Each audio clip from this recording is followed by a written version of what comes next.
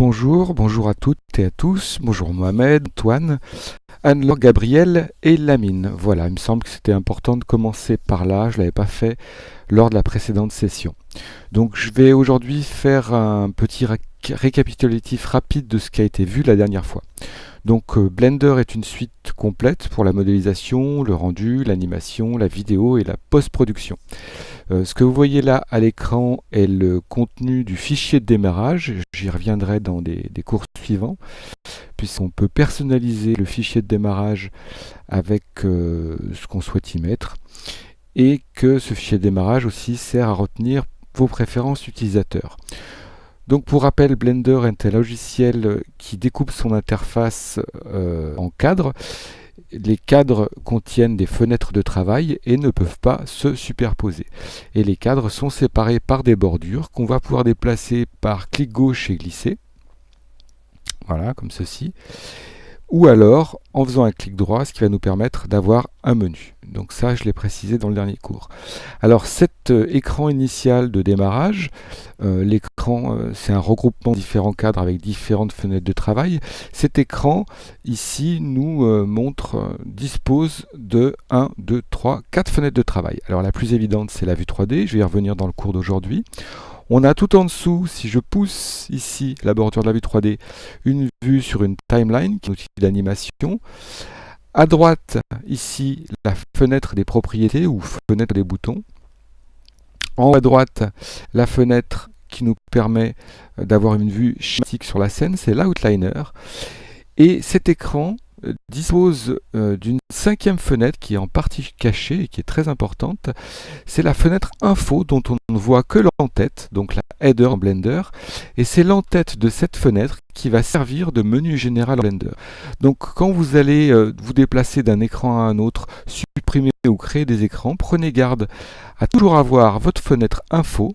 Voilà, on voit ici, je la fais apparaître. Toujours avoir cette fenêtre info présente constamment, puisqu'elle va servir de menu général pour le logiciel. Alors, chaque fenêtre, donc chaque frame ici, dans l'interface accueille une et une seule fenêtre de travail. Toutes les fenêtres de travail sont indépendantes et chaque fenêtre de travail, donc chaque outil dans Blender dispose, donc je l'ai dit la dernière fois, d'une entête, c'est son menu, c'est le menu propre à la fenêtre.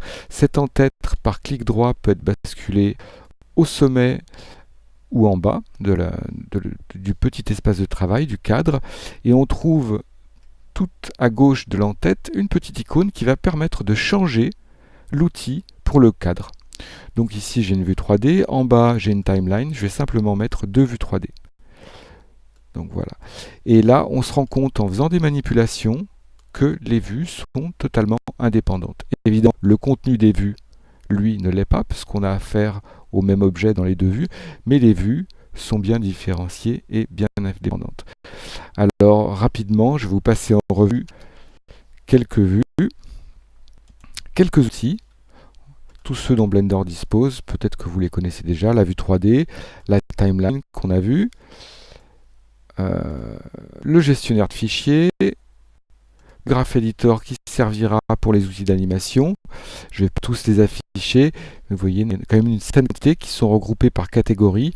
Donc ici on a des outils d'animation, ensuite des outils dédiés au traitement d'images, donc l'éditeur d'images, l'éditeur de movie clip, l'éditeur de séquences vidéo, etc. etc. Ici des outils qui sont propriétés des objets, parce qu'on va manipuler des objets dans la vue 3D, mais aussi il faut pouvoir manipuler dans d'autres fenêtres d'autres propriétés. Le gestionnaire de fichiers dont j'ai parlé, une console Python qui sera bien pratique si vous faites de la programmation, et enfin cette fameuse fenêtre info qui, elle, va venir afficher les commandes que vous réalisez dans Blender. Voilà, c'est tout pour cette introduction et je vous donne rendez-vous pour la suite du cours donc, qui va porter sur la vue 3D.